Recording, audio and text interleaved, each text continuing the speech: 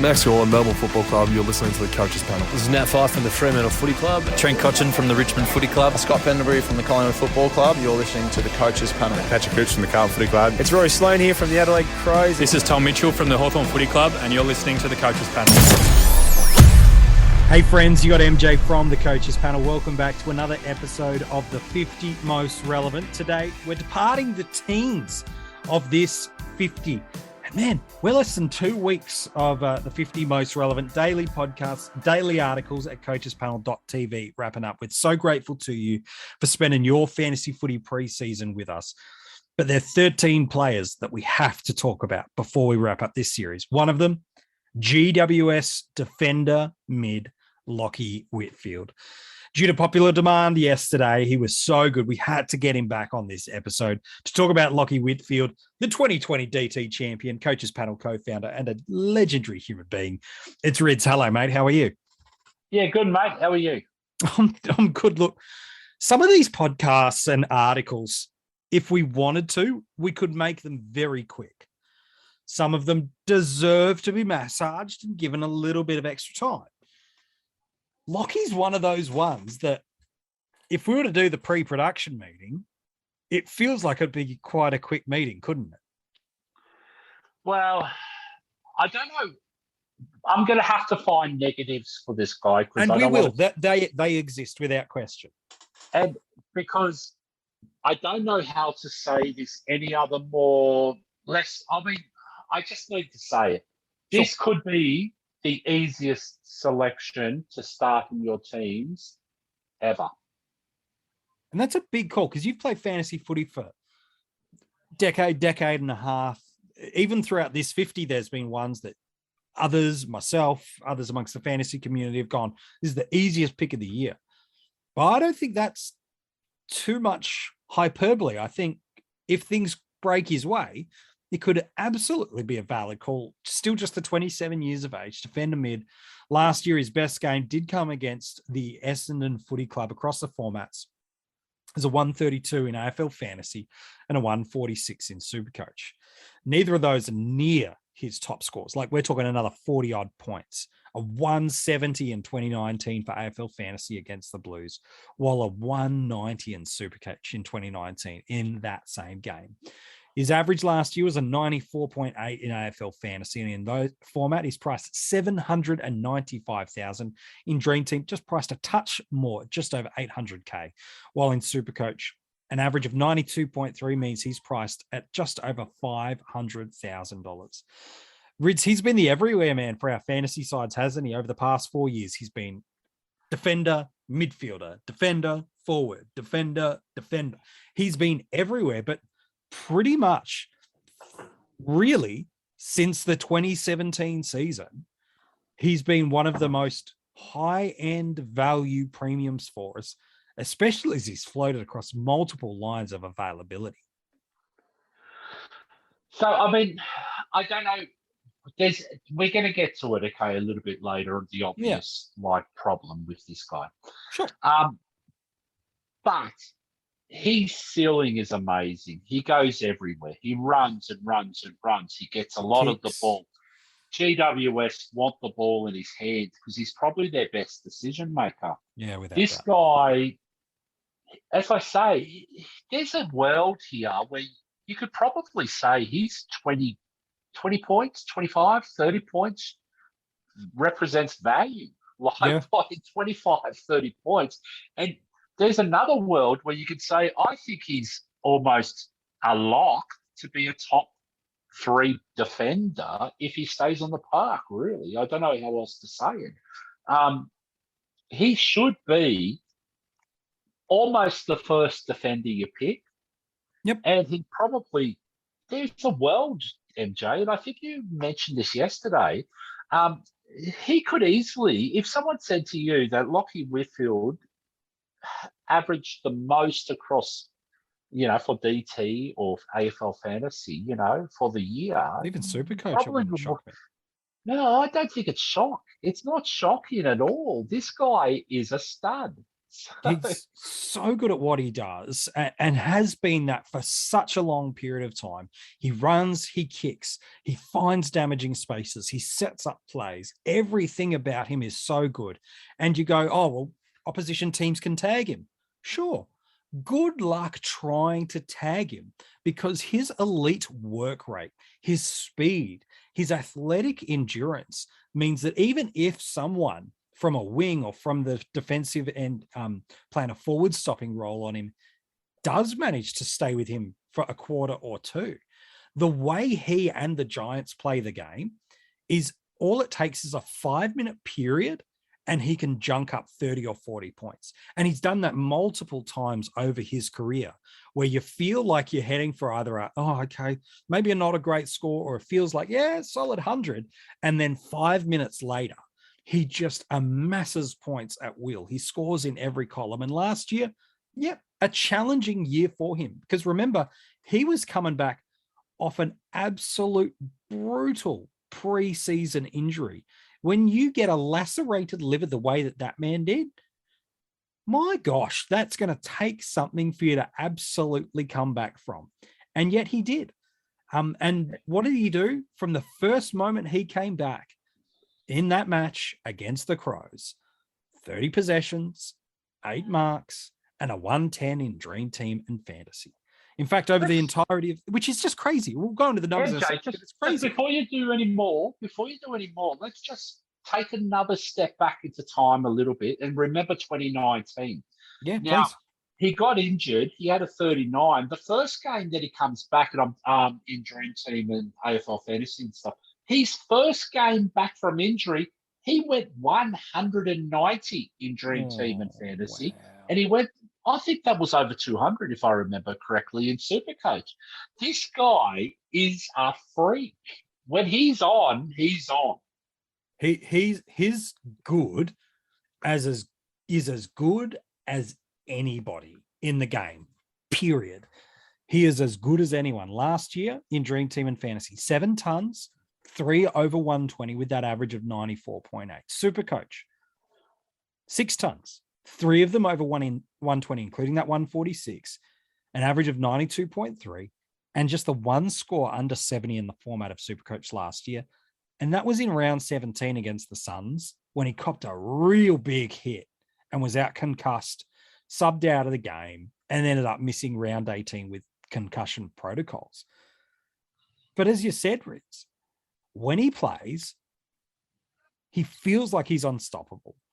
He's got multiple seasonal averages where he just gets it done. Even 2020, with the adjusted season that went through there, he ranked 6th for total uncontested possessions across the league, 9th for marks, 15th for effective disposals, top 20 for total disposals. And he averaged in Dream Team and Fantasy that year an 85.8, while in SuperCoach, he was a 104. But he's just a beast. Like it's plain and simple. Like sometimes we look for negatives, and there is one big staring negative about Whitfield that we're talking about in a sec. But when it looks to the way he builds his scoring, the areas that he scores and impacts the game, and he's an impact player, not just an accumulator, outside of that one big negative that does hang over his head, there's not a lot to knock about Lachie Whitfield. No, there's nothing, mate. If you're looking for something, you'll always find something. And there's an obvious thing that we will talk about. But, I mean, sometimes you just, it's just a no-brainer. If you overthink, then you probably should step away, go for a 10K walk, do whatever, come back, and I guarantee you by the time you get back, you won't even remember what you're thinking about. Sometimes there's no-brainer selections. That's what this guy is. I think that's a really fair call. And then the thing that we've alluded to that most coaches that play fantasy footy for a couple of years know is this one big thing. The guy, when he's on the park, scores a monster of points. But the concern about Lachie Whitfield is the amount of available games you get with him on the park. Since 2017, he's had just 1 year where he's played 22 games. Now, that's a little unfair of him because 2020 was only a 17-game season. But 15 games last year, concussion affected game, 16 games in 2019, 15 games in 2017. Yep, there's the drug suspension error back there too, where he missed a couple, but I don't know. Is this injury history really as bad as people make it out to be, Rids? Or is it just a series of bad luck? So we sort of talked about this a little bit yesterday as well, about injuries and something with Trelaw. Yep. Whitfield's in the other ball camp, okay? You need to start him. You need to just start the guy. You don't want to be missing the monster when he does have it. Because he does have a monster in a year, yeah. He's going to have high ownership across the board. He should. But we've said this many, many times with these sorts of guys who are, let's just say they're built out of tissue at times, okay? Sure. You need to just start them from round one, and you need to take the good with the bad. Bank the points. You don't want to bring him in. You don't want to trade into this guy, because this guy has a history of letting you down when you do trade into him. So, and I'm trying to be nice and diplomatic. No, that's a polite way, yes. Certainly not off his own doing, but there are different things that come up that you're like, Whitfield found a new way to miss a game for me now. Oh. Yeah. Well, the thing is, though, no one goes out wanting to get injured or anything like that. Just sometimes stuff happens to people. Life happens. And you don't want to predict injuries. You don't want to say anything. You just go, you know what? He represents values. He's got a monster ceiling. He has the potential to be the number one defender in the game. Yep. And that's not even, and I'm hesitant to say just defender. He's got potential to be the number one player in the game across all four lines. Absolutely within his wheel bag. Just don't overthink this one. It feels we do that, don't we? Where we find these ways of talking ourselves in and out of players, and there'll be some more players to come through the 50 most relevant. But as we get towards the top end here, and some of the names you go, oh yeah, but okay, sure, you could put a but into everything if you wanted to. The reality is, he's got the best ceiling of all available defenders to us. Better than Halls. Better than Lloyd's. All of them. Don't worry about naming names. It's all of them. Better than all of them. He could be the best ceiling player in the game, period. And so what do you do when a guy's that good, that has some potential volatility? You bank the games.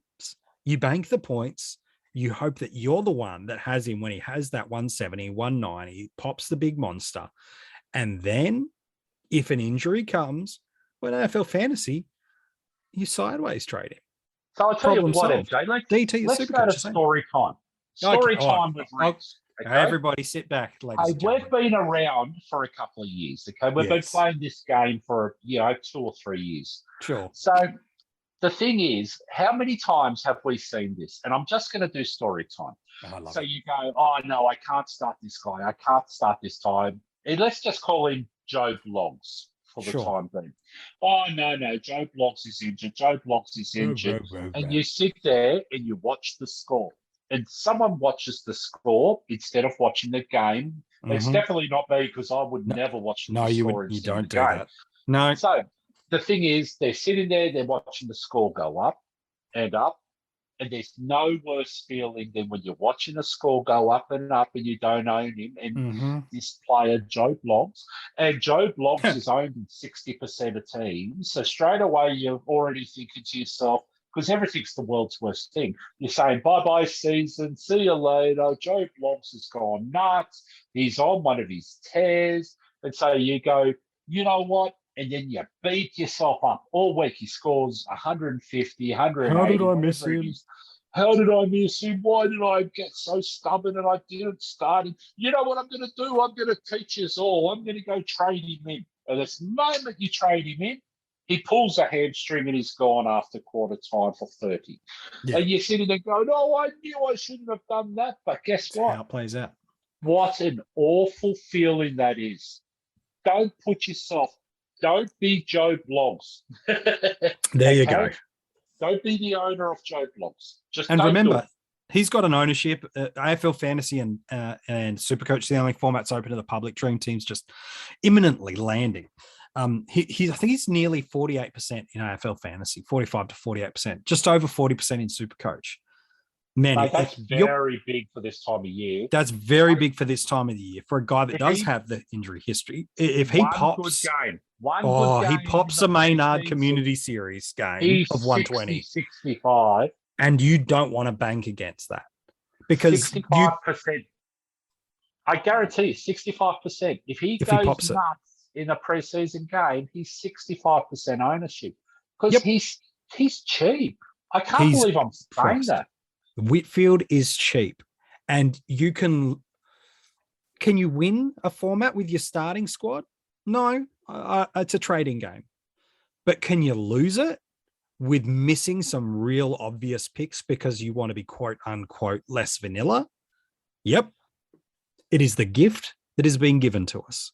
And what's happening in SuperCoach? SuperCoach DreamTeam have more trades this year.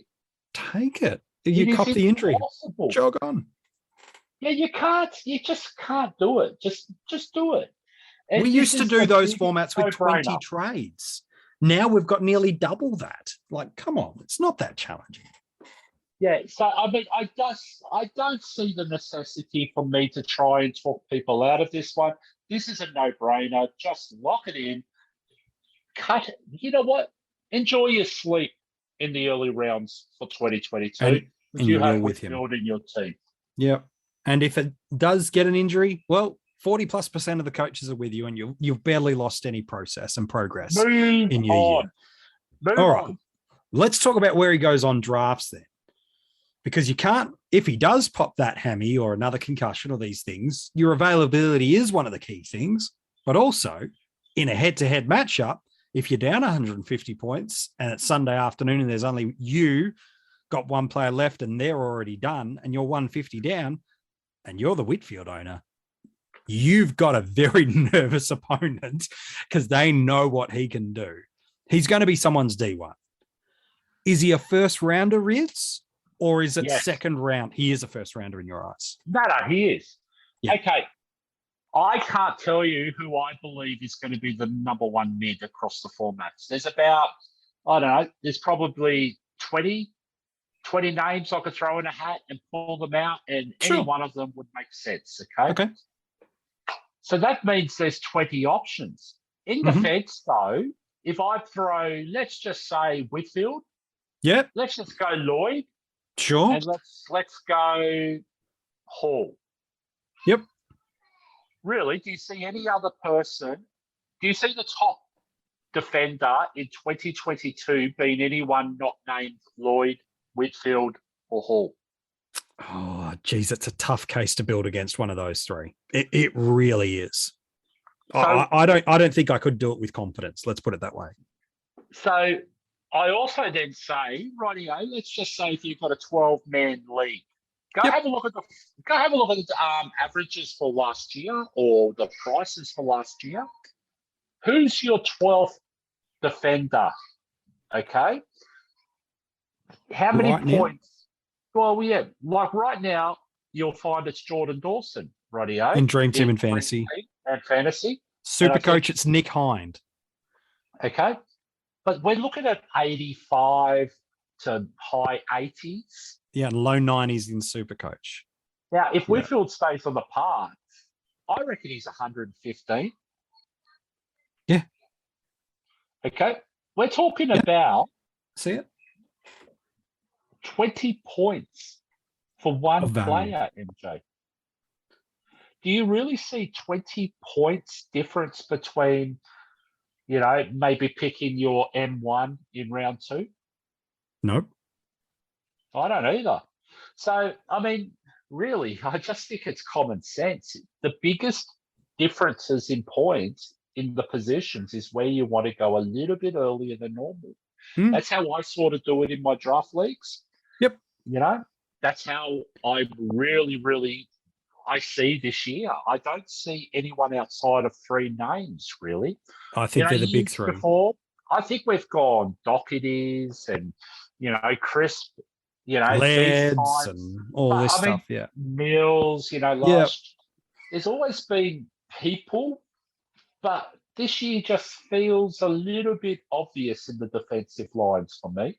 Yeah, and it feels like we are overcomplicating. And again, if you are worried about the injury history, in every draft, Kane and I have spoken about this a lot. You protect a pick with another pick. So if you're locking in Whitfield and you're like, oh, I'm a little apprehensive, okay, well, draft an extra defender earlier or an extra one later. Like protect each pick with the way you build your side. Don't just go, oh, I've locked that in. Now I'm going mids for the next 7 picks deep. Well, you're probably not really helping yourself at that point in time too. So I'm with you, man. I think that's the right sort of approach to go. Yeah, that's just how I play, but I'm a bit nuts. Well, you know, everybody's different, but that's all right. Hey, man, appreciate your work today on this episode. Yeah, too easy. If you want to go and check out the article, you can. It is online for you now at coachespanel.tv. It is filled with all the other players revealed so far in the 50 most relevant. And man, we've now got just the final top 12 to reveal. If you're loving the podcast, make sure you check them out on Spotify or available on Google Podcasts and Apple Podcasts. Tomorrow, number 12 is a fascinating player for me to look at. There's a lot of negativity about the regression that everybody seems bullish on only coming to this player. And he might not get better, but if he holds, he'll be a beast yet again in 2022. Who is he? You'll find out tomorrow in the 50 most relevant.